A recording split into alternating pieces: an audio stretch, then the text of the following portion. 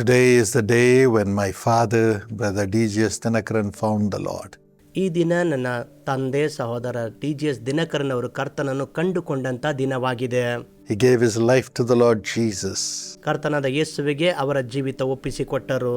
And the forgiveness of Jesus for all the sins that he had committed came upon him, and he became a new creature. ಮತ್ತು ಅವರು ಮಾಡಿದ ಎಲ್ಲ ಪಾಪಗಳಿಗೆ ಯೇಸುವಿನ ಕ್ಷಮಾಪಣೆ ಹೊಂದಿಕೊಂಡು ಹೊಸ ಸೃಷ್ಟಿಯಾದರು. Since then, how many millions have found the Lord and have been transformed through his ministry. ಮತ್ತು ಆ ದಿನದಿಂದ ಲಕ್ಷಾಂತರ ಜನರು ಕರ್ತನನ್ನು ಹೊಂದಿಕೊಂಡು ಮತ್ತು ಅನೇಕ ಜನರು ಪರಿವರ್ತನೆಗೊಂಡರು. My precious friend, ನನ್ನ ಅಮೂಲ್ಯ ಸ್ನೇಹಿತನೇ, shall we dedicate ourselves once again to be God's temple, to carry him in us?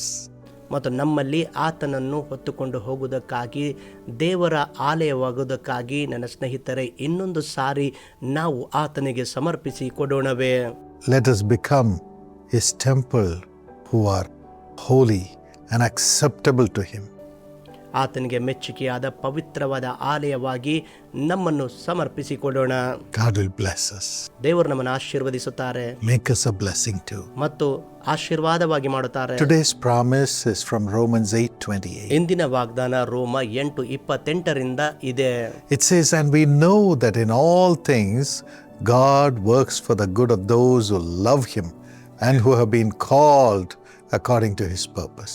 ಇದಲ್ಲದೆ ದೇವರ ಸಂಕಲ್ಪದ ಮೇರೆಗೆ ಕರೆಯಲ್ಪಟ್ಟು ಆತನನ್ನು ಪ್ರೀತಿಸುವವರ ಹಿತಕ್ಕಾಗಿ ಎಲ್ಲಾ ಕಾರ್ಯಗಳು ಅನುಕೂಲವಾಗುತ್ತವೆ ಎಂದು ನಮಗೆ ಗೊತ್ತದೆ ಎಂದು ಬರೆಯಲ್ಪಟ್ಟಿದೆ. All things work unto good for those who love Jesus. ಯಾರು ಯೇಸುವನ್ನು ಪ್ರೀತಿಸುತ್ತಾರೋ ಅವರಿಗಾಗಿ ಎಲ್ಲ ಒಳ್ಳೆ ಕಾರ್ಯಗಳು ಆಗುತ್ತವೆ. I know you love the Lord. ನೀವು ಕರ್ತನಿಗೆ ಪ್ರೀತಿಸುತ್ತೀರಿ ಎಂದು You ನನಗೆ have given ಗೊತ್ತು. your life to Jesus. ಯೇಸುವಿಗೆ ನಿಮ್ಮ ಜೀವಿತ ಕೊಟ್ಟಿದ್ದೀರಿ. I pray today that all things will work unto good in your life. ಇಂದು ನಾನು ಪ್ರಾರ್ಥಿಸುತ್ತೇನೆ, ನಿಮ್ಮ ಜೀವಿತದಲ್ಲಿ ಎಲ್ಲಾ ಕಾರ್ಯಗಳು ನಿಮ್ಮ ಅನುಕೂಲಕ್ಕಾಗಿ ಒಳ್ಳೆಯದಕ್ಕಾಗಿ ಜರುಗಲಿ. All right. What is the good that comes out of us or for us when we love Jesus and walk according to his purpose? ಯೇಸುವನ್ನು ಪ್ರೀತಿಸಿ ಆತನ ಉದ್ದೇಶಕ್ಕೆ ಅನುಗುಣವಾಗಿ ನಡೆಯುವಾಗ ಯಾವ ಒಳ್ಳೆಯ ಕಾರ್ಯಗಳು ನಮ್ಮಲ್ಲಿ ನಡೆಯುತ್ತವೆ? Firstly, ಮೊದಲನೇದಾಗಿ it turns all the evil people do to us into good in our lives. ನಮ್ಮ ಜೀವಿತದಲ್ಲಿ ಎಲ್ಲ ಕೆಟ್ಟ ವ್ಯಕ್ತಿಗಳು ಮಾಡುವ ಆ ಎಲ್ಲ ಕಾರ್ಯಗಳು ಒಳ್ಳೆಯದಾಗಿ ಆತನು ಪರಿವರ್ತಿಸುತ್ತಾನೆ. Genesis 50:19 and 20. ಆದಿಕಾಂಡ 50, 19 ಮತ್ತು 20ರಲ್ಲಿ In the Bible, ಸತ್ಯವೇದದಲ್ಲಿ in this portion, it talks about Joseph. ಯೋಸೇಫನ ಕುರಿತಾಗಿ ಈ ಭಾಗದಲ್ಲಿ ಬರೆಯಲ್ಪಟ್ಟಿದೆ. Joseph was sold as a slave by his brothers because they were jealous of his blessing. ಯೋಸೇಫನು ತನ್ನ ಸಹೋದರರಿಂದ ಅವರು ಹೊಟ್ಟೆ ಕಿಚ್ಚು ಪಟ್ಟದರಿಂದ ಅವನನ್ನು ಗುಲಾಮನಾಗಿ ಮಾರಿಬಿಟ್ಟರು. And they told their father, your son has been killed by a wild animal. ಒಂದು ಕಾಡು ಮೃಗದಿಂದ ನಿನ್ನ ಮಗನು ಕೊಲ್ಲಲ್ಪಟ್ಟನು ಎಂದು ತಂದೆಗೆ ಅವರು ಹೇಳಿದರು. They lost touch with him. ಅವನಿಂದ ಸ್ಪರ್ಶ ಕಳೆದುಕೊಂಡರು. But God was with Joseph. ಆದರೆ ಯೋಸೇಫನೊಂದಿಗೆ ದೇವರಿದ್ದರು. Because Joseph loved the Lord. ಯಾಕೆಂದ್ರೆ ಯೋಸೇಫನು ದೇವರನ್ನು ಪ್ರೀತಿಸಿದನು. He had received the gifts from the Holy Spirit because of the love from the Lord. ಕರ್ತನ ಪ್ರೀತಿಯಿಂದಾಗಿ ಪವಿತ್ರಾತ್ಮನ ವರಗಳನ್ನು ಹೊಂದಿಕೊಂಡಿದ್ದನು. And even though he was sold as a slave to a chieftain in Egypt, ಐಗುಪ್ತದ ಮುಖ್ಯಸ್ಥನಿಗೆ ಗುಲಾಮನಾಗಿ ಅವನು ಮಾರಲ್ಪಟ್ಟಿದೆಯಾದರೂ ಕೂಡ in another country, ಬೇರೊಂದು ದೇಶದಲ್ಲಿ God made his brothers to come to him ಮತ್ತು ತನ್ನ ಸಹೋದರರು ಅವನ ಬಳಿಗೆ ಬರುವಂತೆ ಮಾಡಿದರು, and bow before him. ಅವನ ಮುಂದೆ ಬಾಗುವಂತೆ ಮಾಡಿದರು. Of course, Joseph was no more a slave ಈಗ ಅಲ್ಲಿ ಯೋಸೇಫನು ಗುಲಾಮನಾಗಿ ಇಲ್ಲ.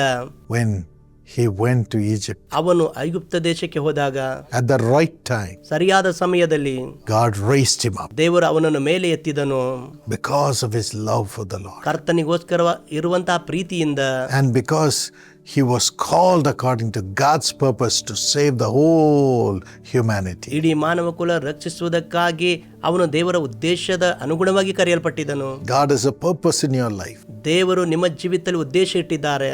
just like Joseph, you have been called to save humanity. ಯೋಸೇಫನಂತೆ ನೀವು ಕೂಡ ಮನುಷ್ಯರನ್ನು ರಕ್ಷಿಸುವುದಕ್ಕಾಗಿ ಕರೆಯಲ್ಪಟ್ಟಿದ್ದೀರಿ.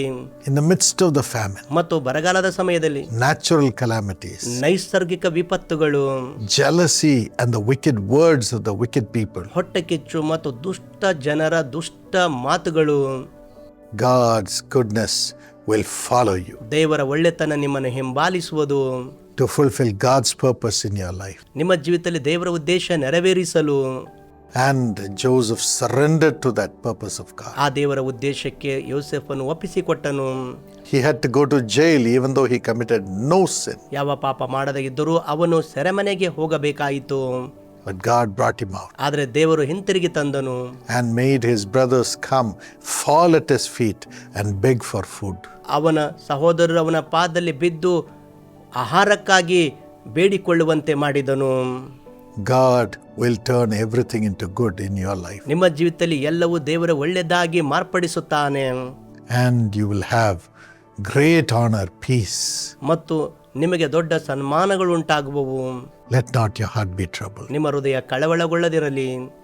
Secondly, God turns all the evil in your life into good so that you receive the power to forgive others. ಎರಡನೇದಾಗಿ ದೇವರು ಎಲ್ಲ ಕೆಟ್ಟತನವನ್ನು ಮಾರ್ಪಡಿಸಿ ನೀವು ಇತರರಿಗೆ ಕ್ಷಮಿಸುವಂತೆ ಆತನು ಮಾಡುತ್ತಾನೆ. When Joseph was betrayed and wrongfully condemned by his brothers, by the chieftain and so on, ಬಹಳ ಸಾರಿ ಅವರ ಸಹೋದರರ ಮೂಲಕವಾಗಿ ಮುಖ್ಯಸ್ಥನಿಂದ ಅನೇಕ ಒಂದು ಅನ್ಯಾಯ ಆ ಯೋಸೇಫನಿಗೆ ಆದಾಗಲೂ ಕೂಡ yet God gave him the heart to forgive his brothers ಅವನ ಸಹೋದರರಿಗೆ ಕ್ಷಮಿಸುವಂತಹ ಹೃದಯ ದೇವರವನಿಗೆ ಕೊಟ್ಟರು. and made him give them a land to live, ಅವರಿಗೆ ಜೀವಿಸುವುದಕ್ಕೆ ಭೂಮಿ ಕೊಡುವುದಕ್ಕೆ ಸಹಾಯ ಮಾಡಿದನು. lands to graze their sheep and cattle, ಅವರ ಕುರಿದನಗಳನ್ನು ನೋಡಿಕೊಳ್ಳುವುದಕ್ಕೆ ಅಂತಹ ಭೂಮಿ, sustain the families of his brothers, ಅವನ ಸಹೋದರ ಕುಟುಂಬಗಳನ್ನು ನೋಡಿಕೊಂಡನು and be protected and honored by him. ಮತ್ತು ಅವನ ಮೂಲಕವಾಗಿ ಸುರಕ್ಷಿತವಾಗಿದ್ದರು. The Bible says in Philippians 2 and verse 6, Philippi 2:6 ಸತ್ಯವೇದ ಹೇಳುತ್ತದೆ, though the Lord Jesus was the very nature of God, ಯೇಸು ಕ್ರಿಸ್ತನು ದೇವರ ಪ್ರತಿರೂಪವಾಗಿದ್ದರೂ ಕೂಡ he humbled himself to become a slave for us. ನಮಗೋಸ್ಕರ ದಾಸನಾಗುವುದಕ್ಕಾಗಿ ಆತನು ತನ್ನಂತಾನೆ ತಗ್ಗಿಸಿಕೊಂಡನು. Because he went on forgiving the sins of the people, God raised him up to have a great name above every name. ಜನರ ಪಾಪಗಳನ್ನು ಕ್ಷಮಿಸುತ್ತಲೇ ಹೋದರಿಂದ ಎಲ್ಲ ನಾಮಕ್ಕಿಂತಲೂ ದೊಡ್ಡ ನಾಮಕ್ಕಾಗಿ ದೇವರು ಆತನನ್ನು ಮೇಲೆತ್ತಿದನು. Philippians 2:10 says so. Philippi 2:10 ಹೇಳಲ್ಪಟ್ಟಿದೆ, At the name of Jesus, every knee bows. ಯೇಸುವಿನ ನಾಮದಲ್ಲಿ ಪ್ರತಿ ಮೊಳಕಾಲು ಊರಲ್ಪಡುತ್ತದೆ. Every knee in heaven, ಪರಲೋಕದಲ್ಲಿರುವ ಪ್ರತಿ ಮೊಳಕಾಲು, under the heaven, ಆಕಾಶದ ಕೆಳಗೆ and on earth, ಮತ್ತು ಸನ್ಮಾನಿಸಲ್ಪಡುತ್ತದೆ. every knee bows. ಎವ್ರಿ ಮೊಳಕಾಲು ಊರಲ್ಪಡುವುದು. God will give you such a name too. ಅಂತಹ ಹೆಸರನ್ನು ಕರ್ತನು ನಿಮಗೂ ಕೂಡ ಕೊಡುವನು. He had the power over heaven and earth. ಪರಲೋಕ ಮತ್ತು ಭೂಲೋಕದಲ್ಲಿ ಆತನಿಗೆ ಅಧಿಕಾರ ಉಂಟು. Today, he takes all of us to heaven. ಇಂದು ನಮ್ಮೆಲ್ಲರನ್ನು ಪರಲೋಕಕ್ಕೆ ತೆಗೆದುಕೊಂಡು ಹೋಗುತ್ತಾನೆ. When we give our lives to Jesus, ಯೇಸುವಿಗೆ ನಮ್ಮ ಜೀವಿತ ಒಪ್ಪಿಸಿಕೊಡುವಾಗ he had the power to get that thief on the cross to heaven. ಶಿಲುಬೆಯ ಮೇಲೆ ಆ ಕಳ್ಳನನ್ನು ಪರಲೋಕಕ್ಕೆ ತೆಗೆದುಕೊಂಡು ಹೋಗುವಂತ ಅಧಿಕಾರ ಆತನಿಗೆ ಇತ್ತು. Luke 23:43. ಲೂಕ 23:43 He has the power to forgive sins. ಪಾಪಗಳನ್ನು ಕ್ಷಮಿಸುವುದಕ್ಕೆ ಆತನಿಗೆ ಅಧಿಕಾರ ಉಂಟು. So all things work unto good for those who love God, who was called according to his purpose. ಆತನ ಸಂಕಲ್ಪದ ಮೇರೆಗೆ ಕರೆಯಲ್ಪಟ್ಟು ಆತನ ಪ್ರೀತಿಸುವ ಹಿತಕ್ಕಾಗಿ ಎಲ್ಲಾ ಕಾರ್ಯಗಳು ಅನುಕೂಲಕರವಾಗಿ ಮಾಡುತ್ತಾನೆ. When we forgive others, ಬೇರೆಯವರಿಗೆ ನಾವು ಕ್ಷಮಿಸುವಾಗ God sends his Holy Spirit upon us. ನಮ್ಮ ಮೇಲೆ ಕರ್ತನು ತನ್ನ ಪವಿತ್ರಾತ್ಮನನ್ನು ಕಳಿಸುತ್ತಾನೆ. John 20:22 and 23.